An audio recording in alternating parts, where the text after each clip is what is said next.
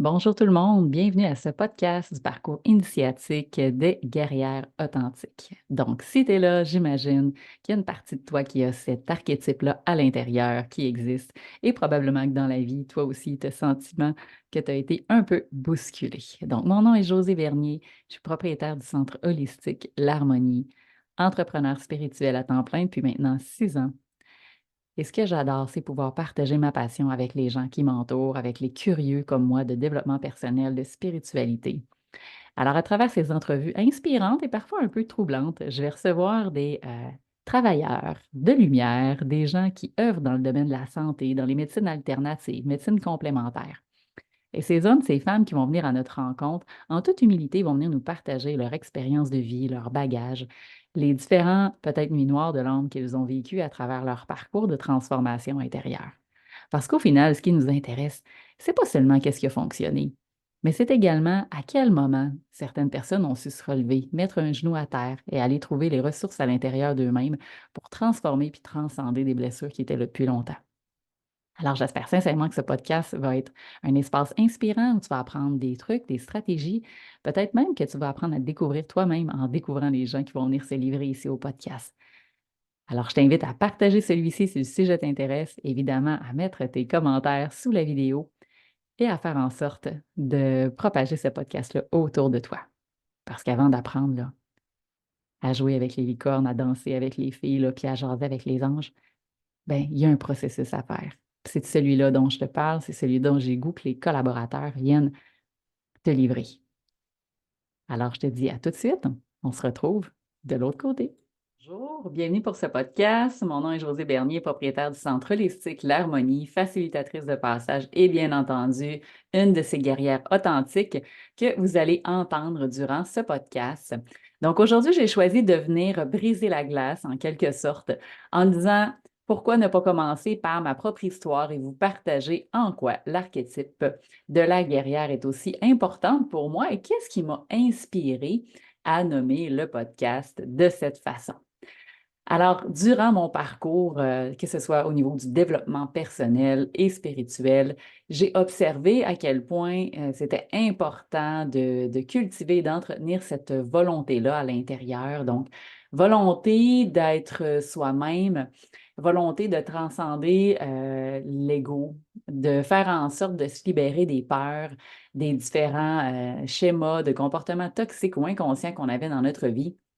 Donc, tous ces éléments-là m'ont permis de constater, même à travers mon parcours d'accompagnante comme ambassadrice de lumière, à quel point ça demande à la fois de la force, du courage, de la détermination pour être pleinement aligné, pour se permettre à la fois, oui, de poser un genou à terre et également ben, de continuer d'inspirer ces gens-là parce que comme accompagnant, souvent, ce que j'observe dans ma pratique, c'est les gens qui me disent: «Wow, c'est tellement génial de voir Josée, comment tu brilles, tu rayonnes, toute l'expertise que tu as acquis, ces expériences, ces outils que tu as développés à travers tes formations».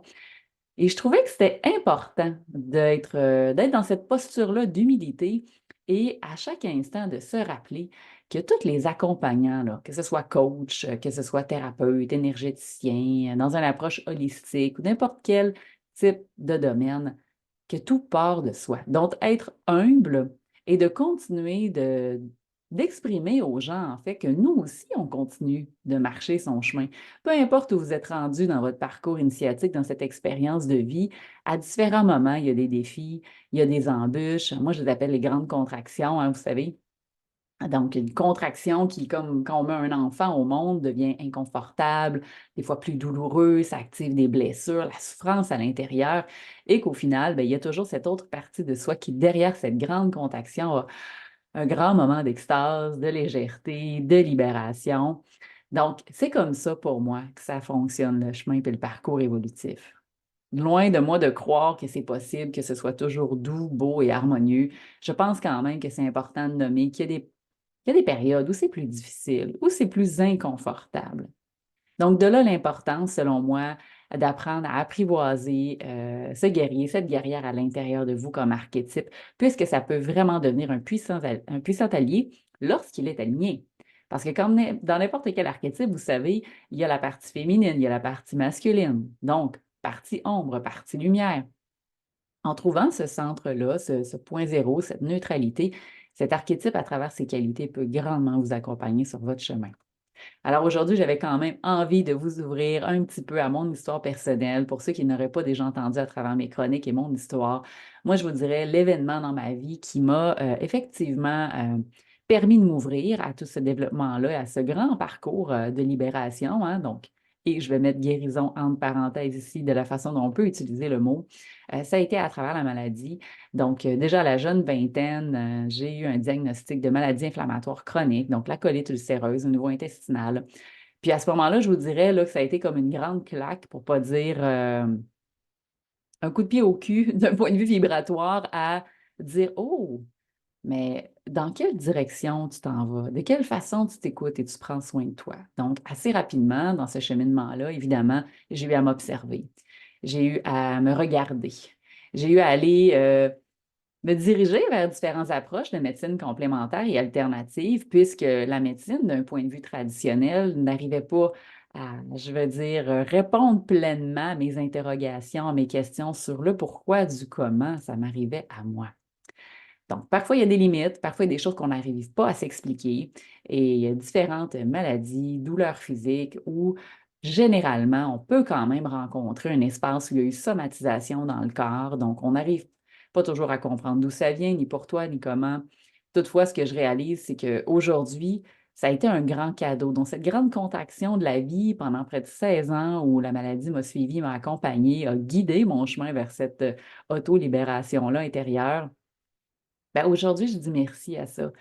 Parce que c'est celle qui m'a permis de m'ouvrir à plus grand. C'est celle qui m'a permis d'aller vers cette quête, cette recherche intérieure de solutions, de stratégies, d'autres façons de faire pour arriver à ben, retrouver pleinement la santé. Donc, si effectivement aujourd'hui je suis encore dans le domaine de la médecine alternative, c'est effectivement parce que j'ai souhaité proposer et également inspirer d'autres personnes à reprendre son pouvoir, donc redevenir le maître de sa vie et de sa santé. Donc, c'est tellement facile de laisser son pouvoir d'auto-guérison dans les mains de la médecine, de spécialistes, de continuer d'engrammer certains programmes inconscients qui nous disent que c'est impossible de se libérer de la maladie et pour finalement réaliser qu'après toutes ces années-là, après avoir évidemment utilisé plusieurs approches, hein, que ce soit la naturopathie, que ce soit la réflexologie, la massothérapie, l'ostéopathie, l'acupuncture, la physio, la masso et j'ai tellement eu d'autres approches évidemment qui m'ont accompagnée, d'autres intervenants vraiment extraordinaires qui ont été guidés sur ma voie. Et je crois sincèrement que c'est à travers l'hypnose, dans mon cas à moi, où je suis arrivée pleinement à finaliser en fait ce cercle-là inconscient d'autodestruction ou sans savoir dans la privatisation de répondre à mes besoins propres. Donc, en étant dans l'archétype du sauveur et en répondant, en aidant les autres, en faisant passer les désirs, les besoins des autres avant moi, que ce soit d'un point de vue familial, dans ma relation de couple, même au niveau professionnel, j'ai réalisé à quel point ce qui criait, cette souffrance à l'intérieur au niveau intestinal était en train de m'apprendre qu'il était grand temps que je prenne ma place, que je me priorise dans la vie, que j'apprenne à me choisir et à prendre soin de moi. Donc oui, dans mon parcours de guerrière, quand la maladie a frappé, j'ai mis un genou à terre. J'ai su me relever et j'ai appris énormément de choses dans ce parcours-là. Donc, pas seulement de prendre soin de moi, apprendre à m'exprimer puis à prendre ma place, mais apprendre à demander de l'aide. Ça a été une des plus grandes leçons de vie, je vous dirais, qui m'a été donnée dans ce parcours-là et dans cette épreuve qui, au final, ben, je vous le dis encore une fois aujourd'hui, est un cadeau de la vie. Donc, si je n'avais pas appris à cultiver, à apprivoiser cette guerrière-là intérieure, celle qui a le courage, celle, je vous dirais, qui a aussi la force, la détermination, la persévérance. Pour moi, c'est un peu tout ça, le guerrier, hein. C'est non seulement celui qui, d'un point de vue de l'éthique, de l'honneur, va être quelqu'un qui va croire en ses convictions, va être intègre, va être dans une posture de loyauté, apprendre à se respecter soi-même profondément, mais aussi à s'engager, à avoir des valeurs morales, à devenir un leader, mais également à respecter et à être loyal envers les gens euh, dans sa communauté, dans sa fratrie, bref, votre famille, là où vous vous situez présentement. Puis pour moi, la guerrière, le guerrier, c'est aussi un peu le protecteur, le défenseur. C'est celui qui va savoir à la fois prendre soin, mais aussi des fois se battre, même si ce n'est pas un mot qu'on aime employer quand on parle d'énergie et de lumière. Mais si on n'avait pas cette conviction profonde et cette capacité-là intérieure de se battre, qu'est-ce que vous croyez qui serait arrivé? Est-ce que j'aurais abandonné face à la maladie? Est-ce que je me serais juste laissé complètement envahir par ça? Est-ce que j'aurais continué à me positionner dans une posture de victime et ne pas prendre responsabilité? Moi, je pense que oui. Donc, le parcours de transformation, de croissance personnelle, selon moi, est rempli à la fois peut-être de défaites, de succès, mais aussi de grandes victoires. C'est celui où, quand le guerrier émerge et ose avec espoir continuer d'avancer sur son chemin spirituel, permet de développer énormément son potentiel, puis sa force intérieure, qui, selon moi, la force du guerrier est également assise sur une posture de foi. Donc, cette foi dans sa capacité intérieure à se libérer de ce qui ne convient plus, à attirer des nouvelles situations et à devenir créateur de sa vie.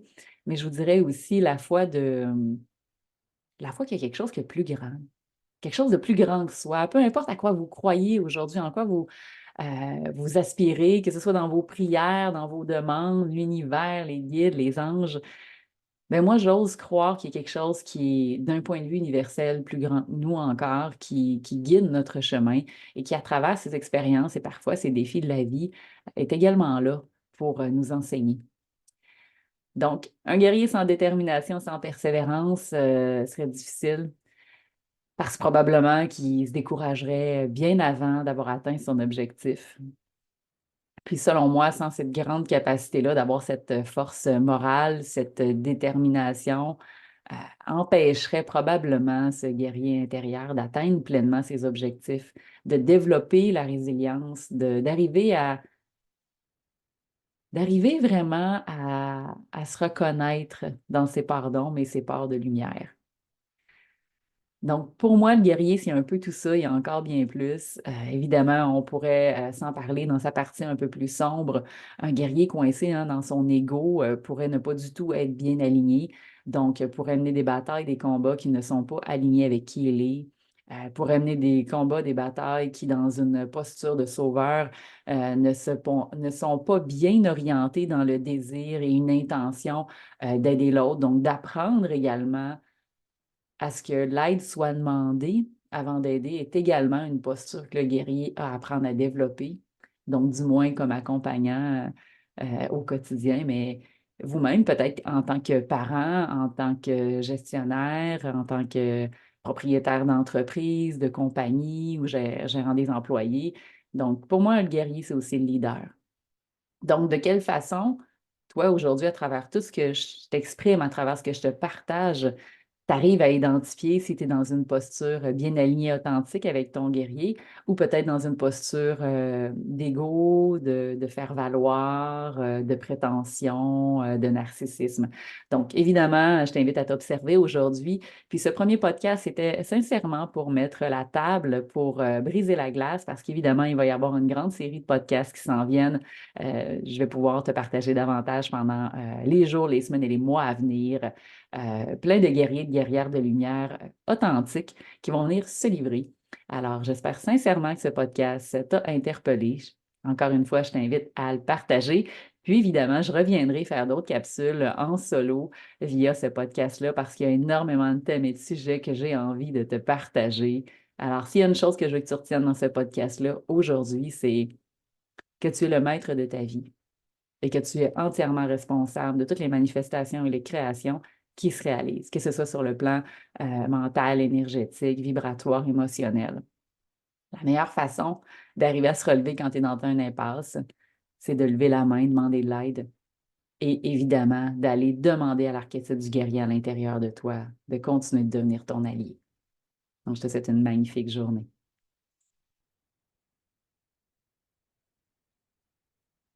Encore merci d'être là puis continuer à nous suivre. J'espère que ce podcast va t'avoir inspiré, va t'avoir apporté aussi de l'espoir puis du réconfort parce qu'on va arrêter de se mentir. Le parcours puis le chemin d'évolution, c'est pas toujours simple. Donc, si toi-même tu es dans cette quête-là d'éveil spirituel puis que tu fais du travail sur toi présentement et que tu aimerais connecter et peut-être même contacter directement un de mes invités pour en savoir plus sur ces différentes approches de soins, sur ces services, alors je vais t'inviter à prendre les liens en commentaire et pouvoir contacter directement la personne. Tu aimerais peut-être aborder un thème, il y a un sujet qui te passionne, il y a quelque chose que tu aimerais toi-même peut-être partager dans ton histoire de vie, dans le domaine de la santé ou du développement personnel et spirituel. Alors, je t'invite à m'écrire info@harmoniestoi.ca. Ça va me faire plaisir de te rencontrer. Alors, j'ai hâte de lire tes commentaires et continue de partager ce podcast. Je suis sûre que ça va pouvoir inspirer plein d'autres personnes, tout comme toi, à prendre soin de sa santé.